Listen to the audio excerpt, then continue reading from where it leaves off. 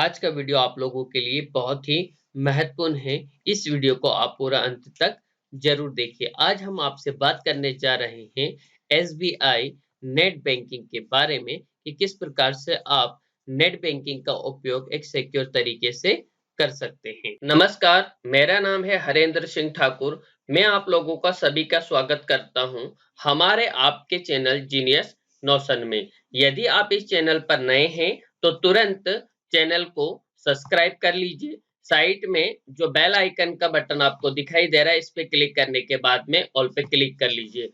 आप हमें फॉलो कर सकते हैं फेसबुक पर, इंस्टाग्राम पर, ट्विटर पर और लिंक्डइन अकाउंट पर।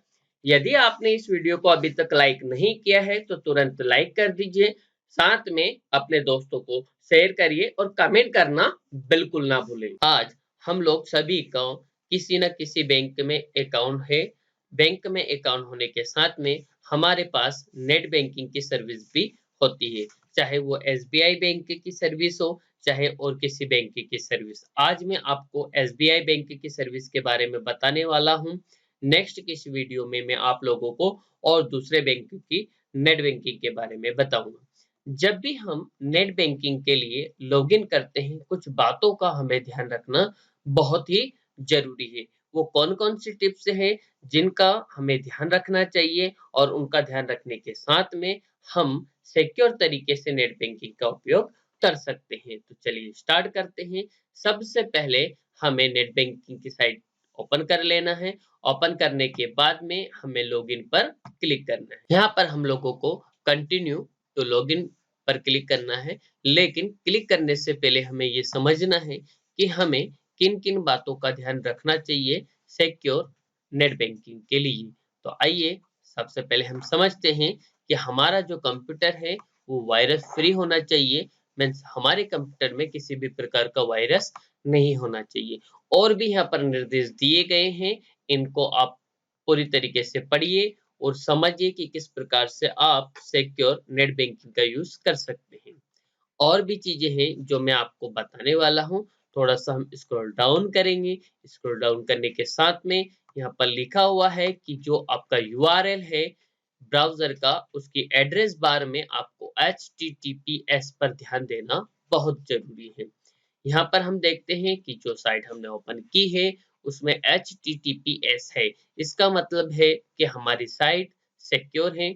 फिर हम यहाँ पर ध्यान देंगे कि जो स्टेटस बार है उस पर पैडलॉक सिंबल है या नहीं। हम देख रहे हैं कि यहाँ पर हमारे पास में पैडलॉक सिंबल भी है। मीन्स मेरे पास में HTTPS भी है और पैडलॉक सिंबल भी है। साथ में हमें ध्यान देना होगा कि पैडलॉक को जब हम व्यू करते हैं तो उस पर सिक्योरिटी सर्टिफिकेट हमें शो हो रहा है या नहीं। तो चलिए देखते हैं। मैंने पैडलॉक पर क्लिक किया। जैसे मैं क्लिक करता हूं, मेरा कनेक्शन यहाँ पर सिक्योर दिखा रहा है। नेक्स्ट में हम यहाँ पर ध्यान देंगे कि ये बता रहा है कि साइट सिक्योर है। उसके लिए आपके पास में SSL सर्टिफिकेट होना चाहिए। तो SSL सर्टिफिकेट किस प्रकार से हम चेक करें, उसके लिए हमें इस पैडलॉक पर क्लिक करना है। क्लिक करने के साथ में हमें यहाँ पर क्लिक करना है। जैसे हम क्लिक करते हैं, मोर इन्फॉर्मेशन पे हमें जाना है। मोर इन्फॉर्मेशन पे जाते ही हमें यहाँ पर व्यू सर्टिफिकेट पे क्लिक करना है और ये सर्टिफिकेट हमारे पास में आ जाता है। इसका मतलब ये है कि आपकी जो नेट बैंकिंग की साइट है वो पूरी तरीके से सिक्योर है। यहाँ पर आप इसका उपयोग कर सकते हैं। यहाँ पर हम देख रहे हैं कि कौन-कौन से हमें ब्राउज़र का उपयोग करना है और कौन-कौन से वर्ज़न उन ब्राउज़र के होना चाहिए, जिससे हम एक सिक्योर नेट बैंकिंग का यूज़ कर सकते हैं। अब आपको बैंक की तरफ से और भी निर्देश दिए गए हैं, जिनको पूरी तरीके से पढ़ना है, समझना है और नेट बैंकिंग के लिए लॉगिन करना है। हम नेक्स्ट स्टेप में लॉगिन करते हैं। जैसे हम लॉगिन पे जाते हैं, हमसे यहाँ पर यूजर नेम और पासवर्ड पूछा जाएगा, लेकिन अभी हमें लॉगिन नहीं करना है। हमें और भी चीज़ों को समझना है। स्क्रॉल डाउन किया। जैसे हम स्क्रॉल डाउन करते हैं, हमारे पास में मिलेगा सिक्योरिटी टिप्स।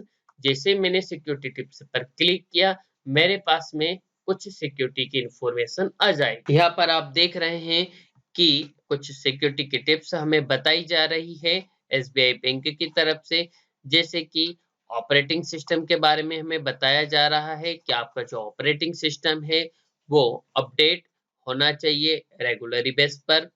साथ में हमें बताया जा रहा है कि आप लेटेस्ट ब्राउजर का जो वर्जन है उसका उपयोग करेंगे। साथ में हमें बताया जा रहा है कि आपका जो पर्सनल कंप्यूटर है उसमें फायरवॉल जो होता है वो ऑन होना चाहिए। साथ में हमें बताया जा रहा है कि आपके कंप्यूटर में एंटीवायरस सॉफ्टवेयर उपयोग करें जिससे आपका जो कंप्यूटर है वो वायरस फ्री रहे। सबसे महत्वपूर्ण बात है कि आपके कंप्यूटर में फाइल एंड प्रिंटिंग शेयरिंग जो है वो डिसेबल होना चाहिए। हाँ, जब भी आप नेट बैंकिंग का उपयोग करते हैं इस बात का ध्यान रखें। क्योंकि आज आज हमारे कंप्यूटर को हम कई प्रकार से शेयर करते हैं, चाहे लैपटॉप हो चाहे कंप्यूटर हो, उसको हम कोशिश करते हैं कि कहीं भी किसी भी जगह से हम मोबाइल से उसको एक्सेस कर लें, या हमारे कंप्यूटर में बहुत सारे शेयर सॉफ्टवेयर होते हैं जिसके माध्यम से हम हमारे कंप्यूटर की स्क्रीन को किसी के दूसरे पीसी पे किसी तीसरे पीसी पे एक्सेस करने की कोशिश करते हैं। तो यहाँ पर बिल्कुल स्पष्ट आपको बताया गया है, do not access internet banking site from cyber cafe और सैड पीसी। मीन्स आपको नेट बैंकिंग का उपयोग साइबर कैफे पे और सैड पीसी पे नहीं करना है। क्योंकि सैड पीसी पे यदि आप करते हैं तो ये आपके लिए खतरनाक हो सकता है। यहाँ पर और भी एसबीआई की तरफ से आपको सिक्योरिटी टिप्स दी गई है जिनको आपको पूरी तरीके से पढ़ना है और समझना है, और सिक्योर नेट बैंकिंग का उपयोग आपको करना है।